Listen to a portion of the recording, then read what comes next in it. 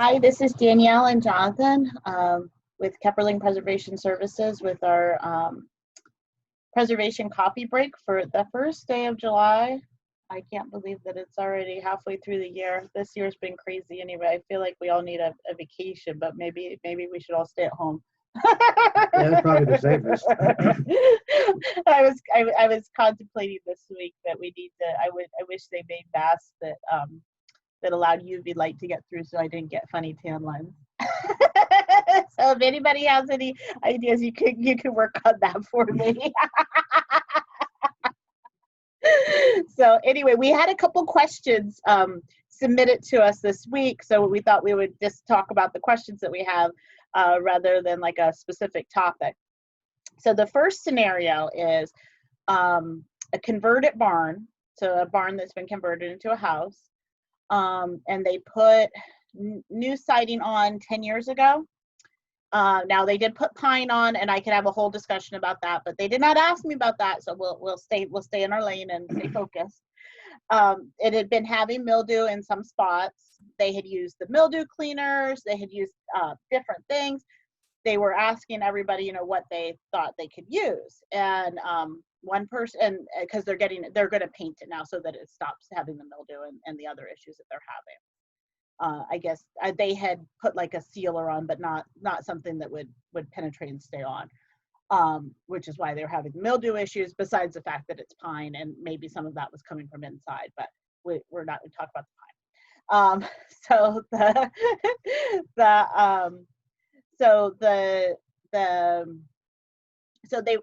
Somebody had said, what about linseed oil? And then somebody else said, oh no, I tried that and it turned everything black because of the reaction. So, I'm listening to it. He's telling me the whole story about all the things that they've tried, and one power wash, and they're going to paint it. So the painter was like, I'll start at the bottom, you clean it, and then just clean the whole thing. And he's like, does that sound like a good idea to you? I said, no, it doesn't. I said, get this solved and then have the painter come. Don't try to. The painter's trying to make sure he has a job in 5 years. So we were going, he was telling me all the things, and then somebody said OxyClean, so he tried that, and that actually worked. But then he had a power washing company come out, and they suggested just putting bleach in the water, which we've done, not like on major mold that needs to be abated, but like on small things of mold and different things growing on beams and things, we've used bleach. And he was like, so he called me and asked if it was okay, if I thought it was okay to use bleach on the wood. And I said, actually, as you were telling me the story, that was the first thought that came through my head, was try bleach.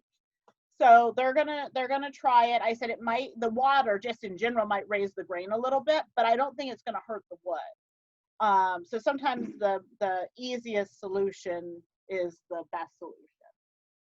But it is good to check. If you're not sure, feel free to reach out and ask us, because we're willing to. We're here to help and make sure that you're making good decisions. So the next. Are you sure you just don't want to put a bunch of UV lights out? You could try that, but it's in the sun. UV is supposed to kill it. Yeah, you could try it. Seems like a lot of work, though. Yeah. I think the bleach will probably be more direct. Maybe in a little bit of soft bristle scrub brushes, really soft bristles. That would probably help too, if instead of just power washing, to make sure you really get the mildew off. You also make an additive. You can add the paints to help with mold. The zinc. So that could be step 2 or 3 in the process to make sure you add that to it. Yeah, and that's the problem. I think we talked about that last week when we were talking about paint. That's the problem in this area that they have with the linseed oil paint, is that it typically doesn't cure, and then you do have mildew that grows on it. So they've started adding zinc to it. That seems to help, but we're continuing to monitor that. So the other problem, or I guess the other discussion that we had, because it really wasn't a problem, is there's a former client that we have that her house was probably remodeled and had an addition put on in the 50s. The kitchen looks like the 50s to me, yeah. And during that time, and it maybe even was a little bit sooner, they bricked over the front of the original fireplace. There's still the stone chimney outside, but the fireplace down below is brick. modern insert, regular mantle, like just something you would see in a split level house even. So that's what makes me think maybe it was from the 70s and not the 50s.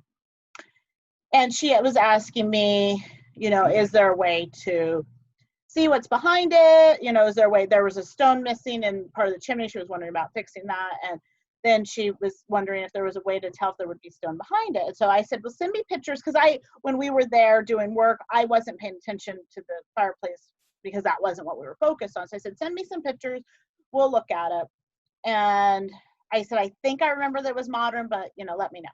So she sent me some pictures and I looked at it and I said, well, I think based on, you know, the age of your house, the style of your house, because it's the original, you know, the original stone portion of the house is a pretty early stone colonial house, probably I would say mid 1700s. Right. Yeah. It's pretty early, and especially for the area because it's up by Harrisburg. I said, you know, I think it would be more of a colonial. So it probably still had the stone, like if you took the layers that are on there off, but then the firebox would have been plastered and there would have been a wood surround. I'll show you a picture of what I'm talking about. The other option, if the room had been a kitchen, would have been like a walk-in fireplace. So let me see. So this is a book that I love. It's Early Domestic Architecture of Pennsylvania. And I was kind of sad yesterday. I got inspired. I'm like, oh, I wonder if the lady who wrote this is still alive and I could ask her to be on the podcast. And she died like 30 years ago.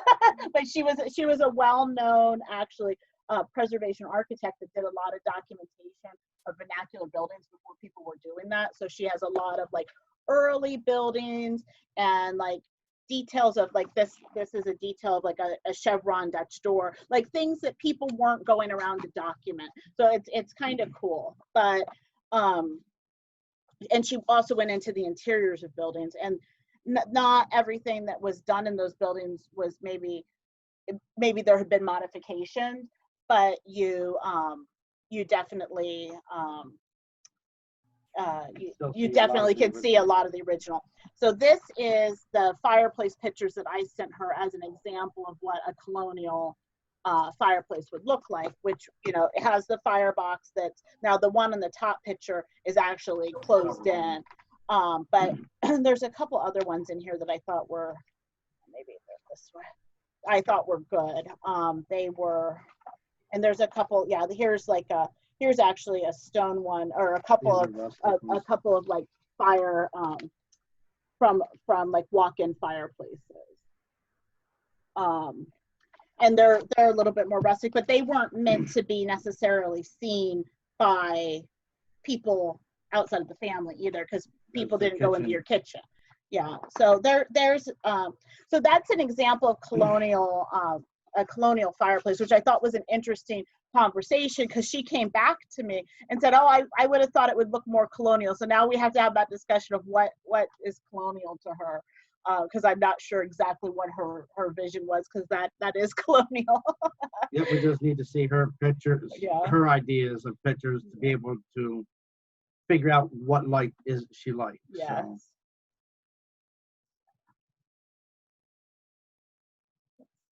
Hello?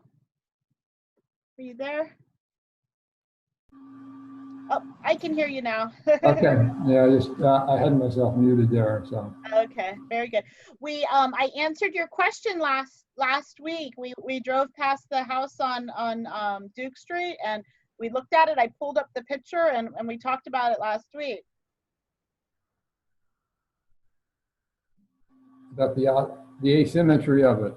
Yes. So Jonathan thinks, sitting there looking at it, Jonathan thinks the one on the left-hand side, if you're looking at it, was modified because of how the trim goes into the wood, the porch roof goes into the trim on the door, where the other side, it goes into the brick. Is that correct? Yeah. So he thinks that they modified the porch on the inside at some point, because the trim is not typical. Yeah, they wouldn't have dyed a beam into the door front like that. It would have been separate. It wouldn't have dyed right into the trim area. That's just not how it would have been typically done. Hmm. They would have made it like, if they were going to do something like that, they'd have put a beam like right in the middle so that they both could share it. Oh, yeah, yeah, like ours is. If they were going to, Yeah. they were going to do it as a big unit. Mhm. So Yeah. it would have had to been an addition, Yeah, altercation or some some type of. modification, yeah. So, how are you doing? Doing quite well. Very Yeah. good. Yeah, we had a couple questions that we had gotten this week, so we answered those. So we really didn't have a topic planned, but if you have anything, we're willing to we're willing to talk. No, doing a project right now that involves some. They ran an electric cable up the outside of this house, and they ran it then through the wall and put a receptacle inside the wall, the inside wall in the room, and outside at the same place is a motion sensor light. And for whatever reason, when they put the motion sensor light, they connected it with a light cord and plugged it into the receptacle inside the room. Oh, for the light, so that they didn't have Yeah. to run wires. Yeah. So I don't like seeing the cable going up the outside of the wall. Right. So I'm going to have that taken off and rewire from one of the receptacles inside the room. So, That makes more sense. yeah. I did think about your basement window question today. Jonathan was working in Old Town and he asked me to run something down to him. So I was sitting on the corner, or I was sitting on Vine getting ready to turn left onto Lime, and I looked over and there's a duplex that's really one house, and I know that only because I was on a house tour once there. And the outside of their windows, and I'm sure they're replacement windows, but they don't look like glazing. They actually have the wood profile on the outside. And so I thought about your basement window question. I'm like, oh, I have to pay more attention to basement windows now. So, yeah. Yeah, I don't, the basement, they're pretty well recessed, but they had the finished side out. And Yeah, that is strange. Yeah.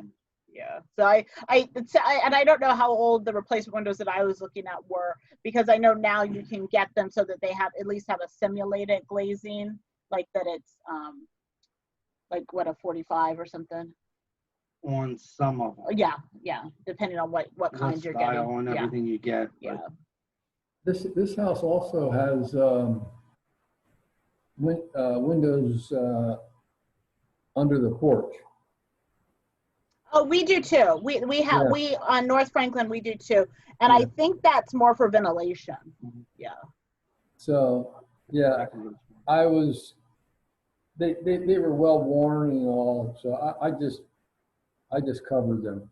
Yeah, ours are usually covered with insulation, unless it starts to get stuffy down there. Then in the winter we do. If it's nice out, we'll open it. Yeah. I covered it on the outside with that fiberboard that's better looking than T111. Right. And so it looks half decent. And I didn't damage anything put in at all. And if anybody would ever want to take it off, right, and yeah, reconstruct the windows at the side of the porch, I left the windows there on both ends. Yeah, that's kind of our rule of thumb. We try to guide people that way. If something that you want to do can be undone, I don't see a reason why you couldn't do it. Pretty much. Yeah. That's a good solution, but the cold air does come in at the basement level, and then goes up, rises up through the roof. So it makes sense to insulate at the basement level for all buildings. This is all at the porch, so the cold air coming in there doesn't matter that much. The door from that area under the porch into the room, Right. former owners put a sheet of insulation on the outside of that, and so that closes pretty tightly. The area under the porch is open. So. Right. Yeah, that's pretty typical. As long as you keep it tight so that there's not critters under there. Yeah. So we get have old window sashes stored under there. Oh yeah, the treasures in the basement and the attic. I don't know if we've ever found treasures under the porch though. I find stuff all over places. Yeah, but it's great when somebody, didn't want to deal with their shutters, but they took them all down and put them in the basement, or that then they can be put back on. I saw on Nextdoor somebody talked about Plantation Shutters. Oh yes. I didn't know the term. The louvered shutters. We usually call them louvered shutters, I guess, in the north. No. Are they different? They're actually a little bit different. What's the difference? The difference is the thickness, Okay. but also the size, because in the plantations, their windows were much larger. They were bigger, yeah. So But it's still the same yeah. thing. It's just the thickness and size and the spacing of everything is a little different. Right. So yeah, the different regional differences. Just slight variations But in they're it. pretty much just. But it's just a louvered Yeah. shutter, but Yeah. it's just a size difference. Because even in Maryland, we were on a walking tour in Frederick at a Preservation Trades Network event a few years ago, and even that's not an hour and a half away. Mm-hmm. And they even had shutters on their first floor, or louvered shutters on their first floor for ventilation. Where even here we had them, just on the upper floors. Our apartment next door in the back, there's the old balcony was made into a sunroom. Oh yeah. And has what I guess you would call plantation shutters there. Mm-hmm. Yeah. And yeah, they were pretty typical on the upper floors here regionally, because then you could close the windows, or close your shutters, but still have your windows open and have ventilation. Yeah. I mean, I still think it would get pretty hot, but maybe it helps stop the solar gain too. Mm-hmm. Yeah. But they look very much like what we call Venetian blinds, right? Similar, yeah. Similar. And some of them move like that. You can open and close them just like a Venetian blind, and some of them are fixed. I think it's more typical, or the more historical ones actually do move. But I guess the ones we built for the Park Service didn't move, did they? They were fixed. They were fixed. Yeah. So I think it's a regional variation. Yeah. Okay. Because these pull up, but when you pull them up, they really get heavy. And I'm not sure that they're going. Well, one of them does have a broken string, but the two. Yeah, like the pull down. I'm afraid to pull it down, so think about replacing them with something lighter. Yeah, they do, and they're tricky to get to go up and down too. Sometimes, depending on if you're at the right angle.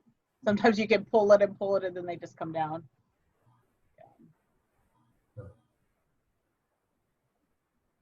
Penelope, hold. I'm gonna go check and see what she's doing. Okay. Sorry, I hear our husky digging, and that makes me nervous when we're upstairs. Oh goodness. So, did you have any other questions? I don't. Okay. Yeah, I think they're turning my video Oh, on. there you are.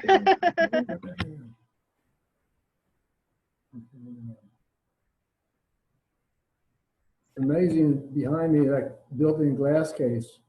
That Oh yes. This was the doctor's exam room. This dining room had partitions in at one time. It's amazing that he preserved this cabinet. Yes, it's beautiful. So Yeah, that is.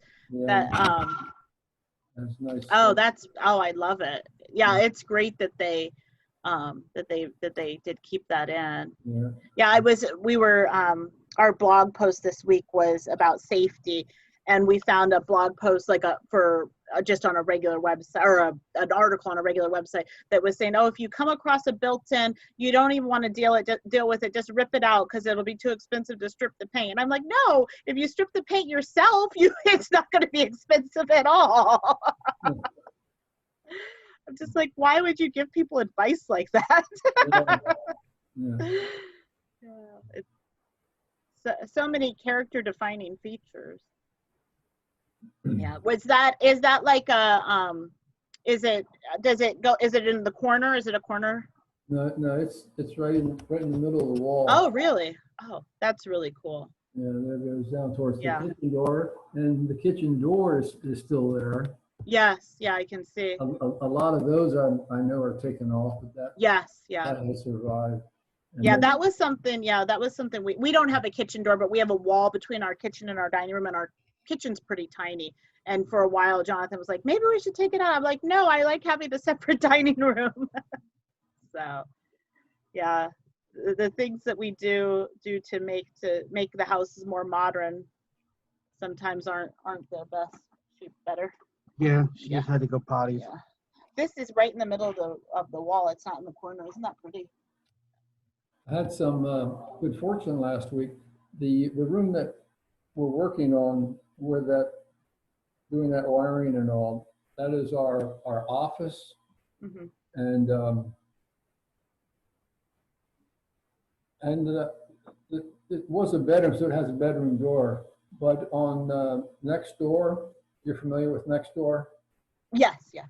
That's whatever it is. Someone was advertising a door, a glass panel door Oh, from a house of the same age. Huh.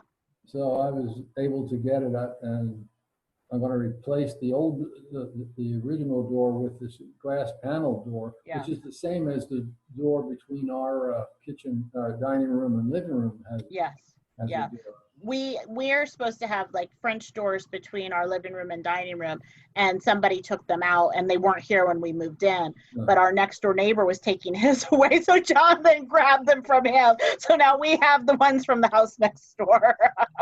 It's interesting. So, but we're the houses are mirrors, like Yeah, you it's the know, exact same thing. yeah. In this duplex, that's interesting. The unit, our next door unit, has French doors. Oh, does it? But our house just has a single Huh. door with side lights. Oh, that's interesting. Yeah. Yeah. Somebody wanted a different style. I don't know if you can see it there. Oh yeah, that's interesting that that's not usual, like in between the living room and dining room. No, it could have been They could have filled builder's it in. opinion. Oh yeah, that's true. Yeah. Yeah, or like an option. Mm-hmm. It's beautiful though. And I saw the stained glass as you were spinning too. Oh, this house has a lot of nice things to it. So Yeah, the little details I think are they're what I love about different buildings. I love that my favorite. This just tells you about my personality. My favorite weather vane are the weather vanes, or the lightning rods on Central Market, or not Central, Southern Market. They look like cones, and they're really cool. I have never seen any ones like that. So that I go around town looking at lightning rods and things like that.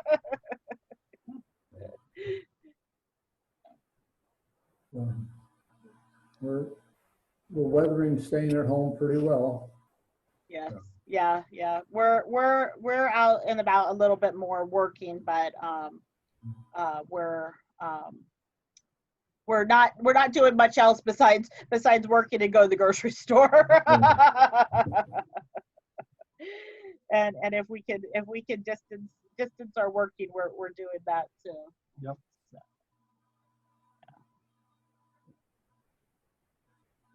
I think my wife was chuckling at your laughing. Oh, that happens a lot. So, yeah, but Jonathan used to always say that he could tell where in a room me or my dad were because he has a unique laugh also, and so he always knew where the two of us were. You ain't kidding there. Yeah. So, well, and we able to get. I get out. I walk a couple times a week to get out, but Yes. you know. Yeah. Yeah. I think it's prudent to not go crazy right now because it's just there's I'm trying to stay out of groups. If we're going out, we're gonna, go out, do things outside. We're trying to not be in, these. I can't believe these huge groups of people like at the beaches and things. It just seems crazy to me. Friend said those of us who are introverts don't mind this at all. That is true. I am content to read and do my work. I do believe that to be true. Once in a while, I need to be out with people, but then after I'm done, I'm tired. I'm like tired of doing that. Do you feel? I don't know. Do you feel like you're an introvert? Depends on my mood. I can switch back. I and was gonna forth say pretty easy. you're easier than I am at like meeting, like making friends. It's like a switch. Yeah. I can turn it on and off.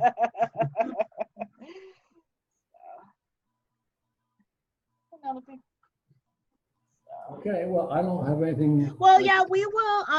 Yep. Well, have a happy holiday, and hopefully we'll see you soon.